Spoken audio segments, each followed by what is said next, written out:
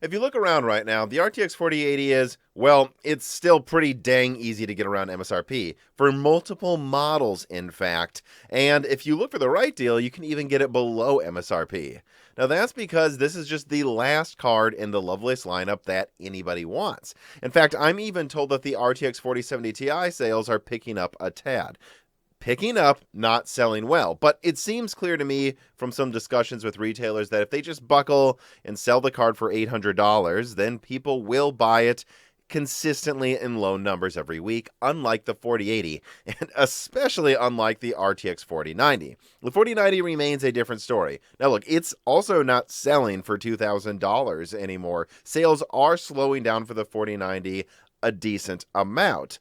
But the first part of this multi-mini leak video is going to be talking about what NVIDIA is doing about that because, well, I'm directly told that NVIDIA does not want to push 4090 supply to the point where it starts dropping below MSRP. Things like this that you can get right now, a 4090 for MSRP, that's worrying NVIDIA because they are already having trouble moving a lot of other units like the 4080 and even to a certain extent like their professional RTX 6000 lineup. That's right.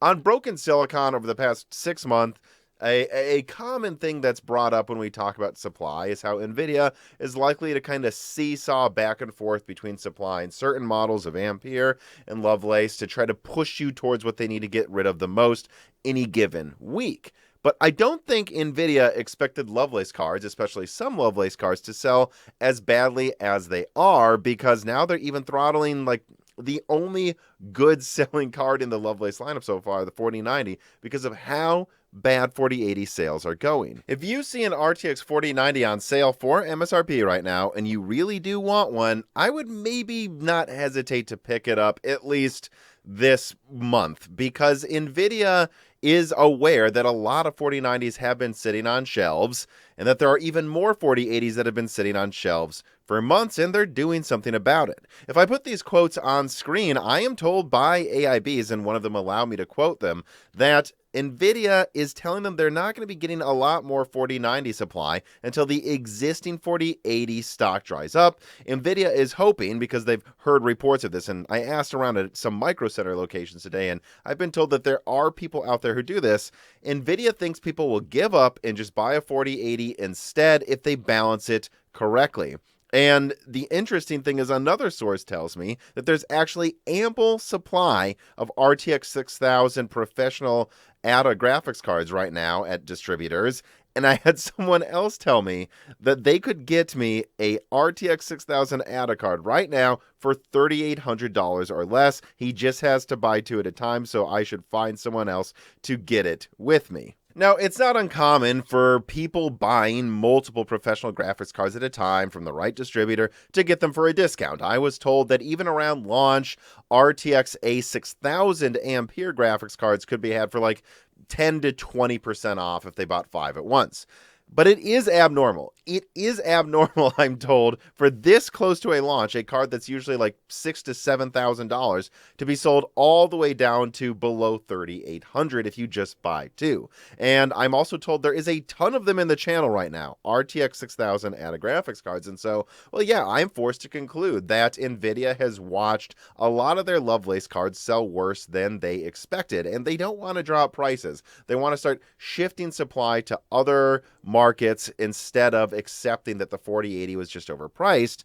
But they do need to get rid of what's on the shelves now to clear the channels a bit so they can really respond adequately. And it seems like one way they're doing this is supplying less 4090s and more professional graphics cards, even at a discount to keep those extra supply professional cards moving. Which, if you're NVIDIA, this honestly makes sense, even though it seems crappy that they just can't let their only decent card in their lineup sell for the already outrageous $1,600 price point. But if they can get away with it, and NVIDIA is going to try to get away with it, if they can sell 8102 yields that can be fully enabled for $3,800 or something, right? Which is still way more than what they can sell 4090 for with a cheaper cooler, then they're going to do it, apparently.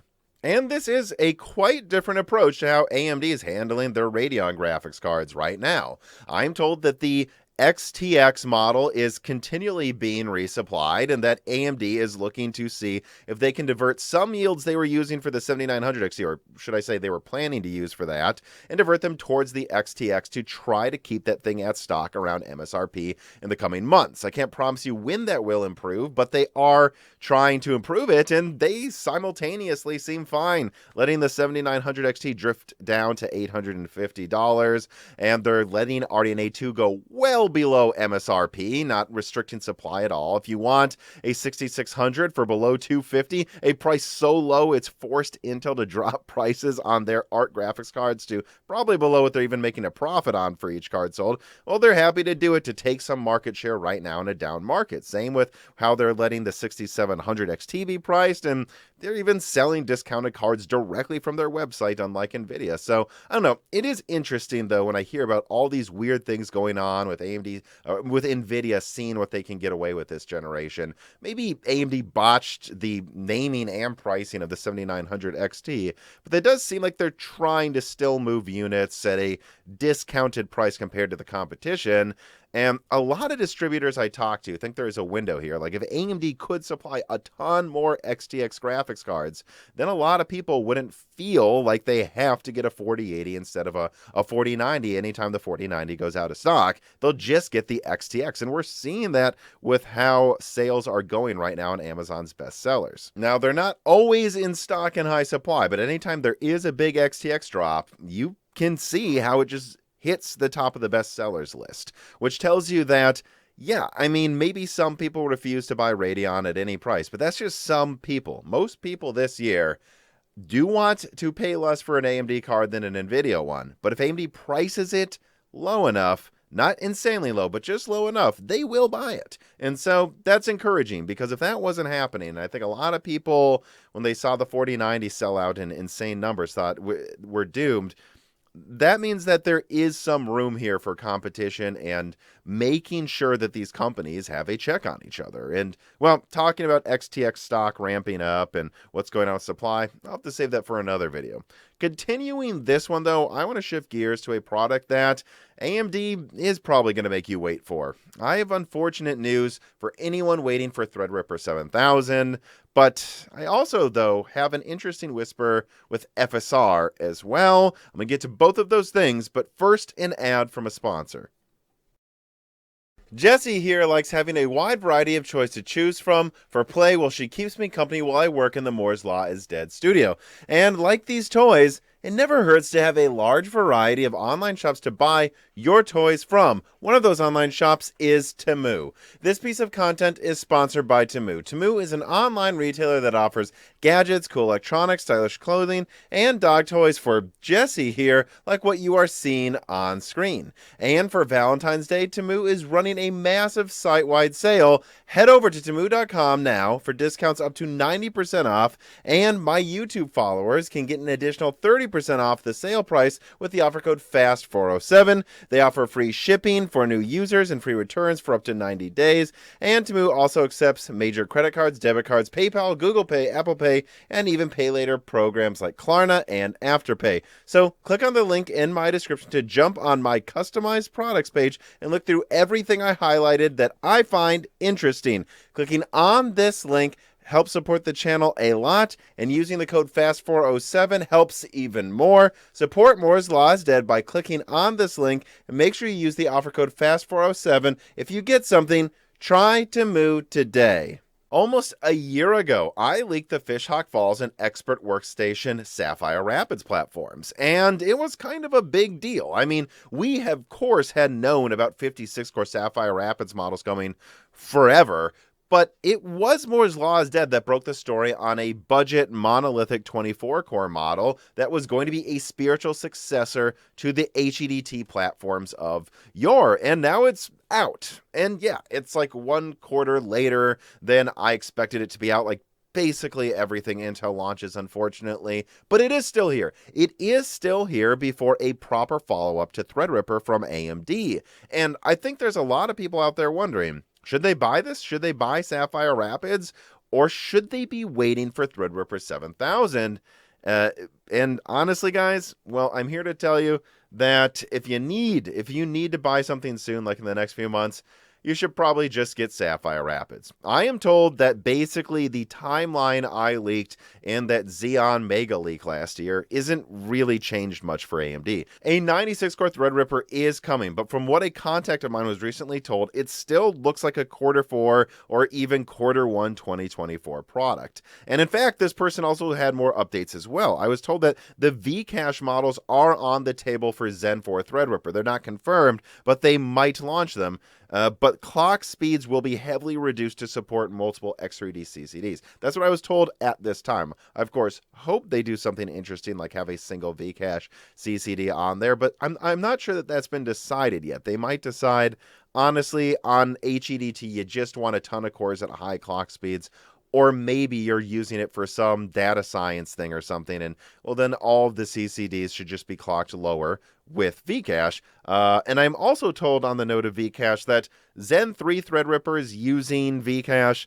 At the moment, it doesn't seem like they're coming ever. And in fact, I was told that the Sienna-based budget HEDT platform that really hasn't been leaked that much, but has been hoped it would exist, a cheaper, smaller socket that goes up to 32 Threadripper cores to keep costs down.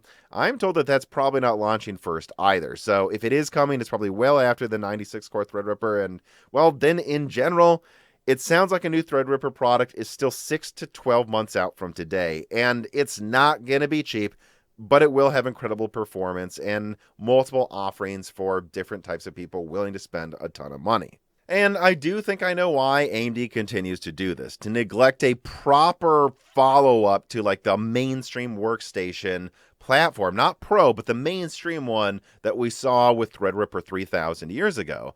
And I actually don't think it's just about charging more money for the same thing. Certainly that's got to be part of it, but if AMD had the opportunity and the supply and the ability to dominate in every segment, they would. And if they could do it easily, they would do it quickly. I don't think it's just about charging more money for a product you can sell into EPYC that they don't want to sell into Threadripper. I think a lot of it is about understanding the opportunity they have in data center this year. Data center customers I talk to right now are fed up with Intel. You can see it on guest after guest that comes on Broken Silicon, that so many people that work in server don't want Intel anymore.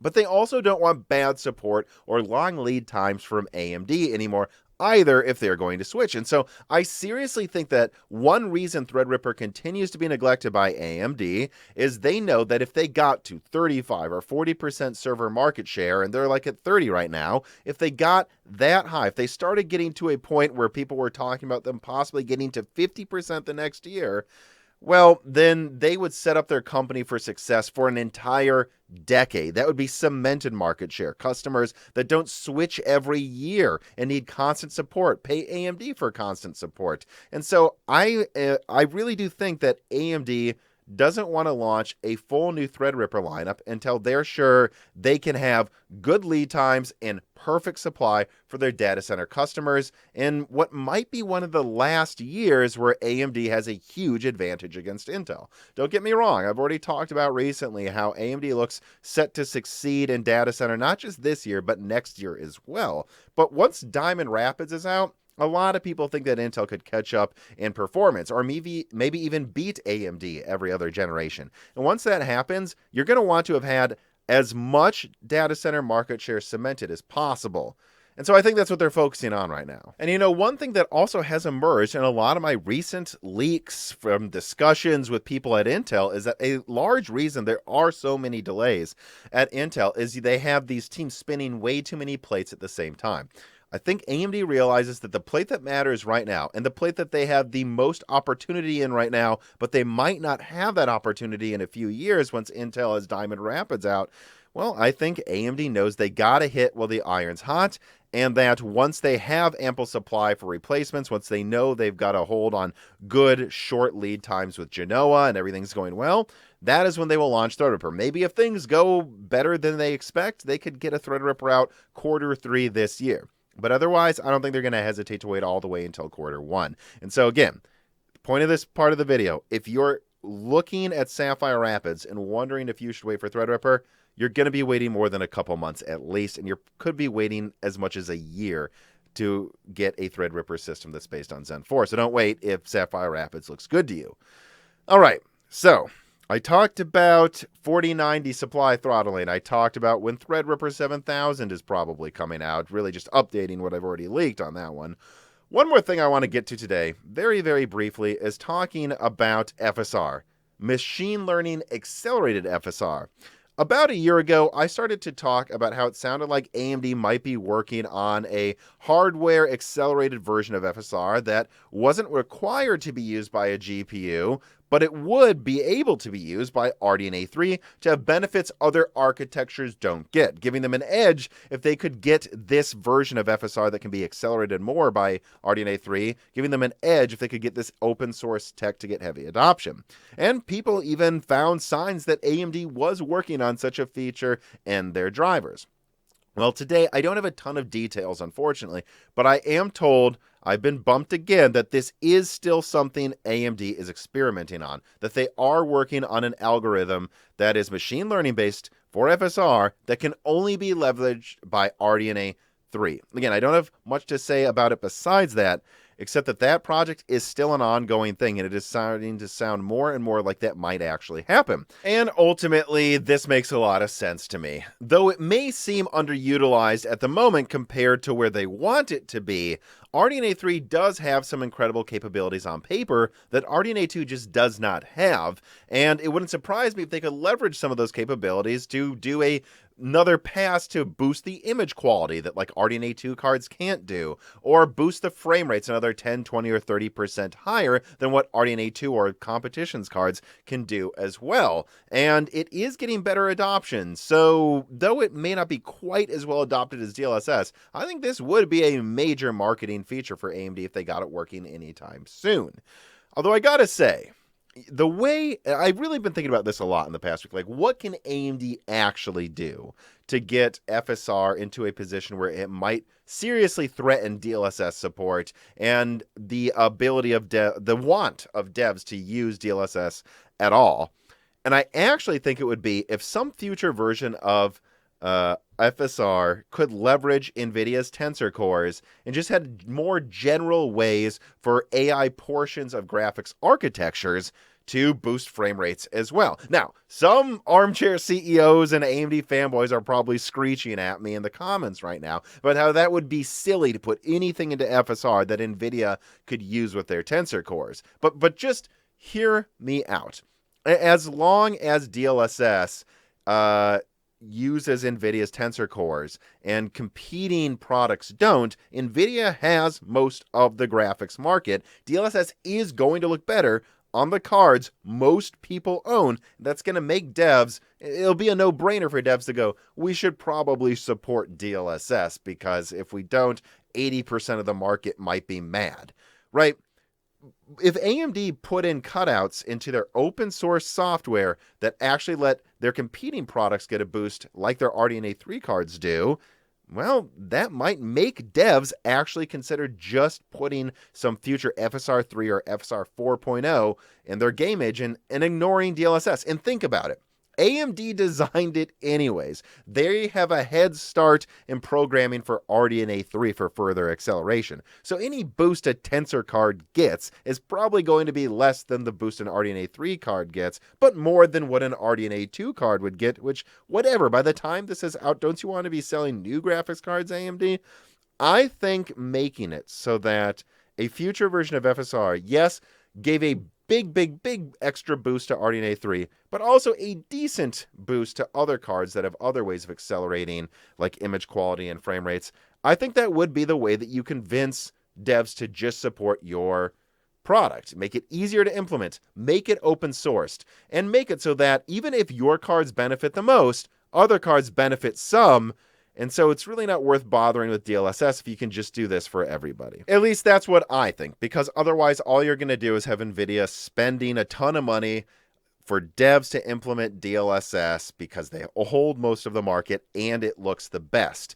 But if AMD could argue their algorithm looks just as good on other cards that can leverage their own methods of AI and machine learning, then I think they'd have an argument for why devs should just put some FSR 4.0 as the basis of their game engine. And if NVIDIA wants to add DLSS, they're going to have to handle it entirely on their own because they don't see it as necessary anymore. But yeah, that was an outside the box idea I wanted to throw out there at the end of this video. This little musings video of micro leaks that I patched together to get hopefully an interesting piece of content out to you guys. If you enjoyed it, please hit the like button, subscribe, make sure that you've rung the bell button so you don't miss upcoming content. Actually, on the subject of subscribers, I've looked, apparently 75% of my viewers in the past month aren't subscribed. Boosting subscriber numbers helps make sure that you don't miss upcoming content. And it also just helps this channel succeed more as well. It gives me the ability to leverage better deals that can pay more editors. So if you haven't checked yet, check that you're subscribed. This really does help the channel a lot. And of course, also consider supporting us on Patreon. $2 a month gets you exclusive podcasts, the ability to ask us questions. $4 gets you the ability to ask reader mail, early ad-free versions of Broken Silicon, free reader mail, questions for loose ends, and so on and so forth. There's a ton of content out there that's exclusive to patrons. So if you have that extra money, consider doing that as well. We can't do this without the stable support of our patrons. And otherwise, enough yammering. Thank you for watching.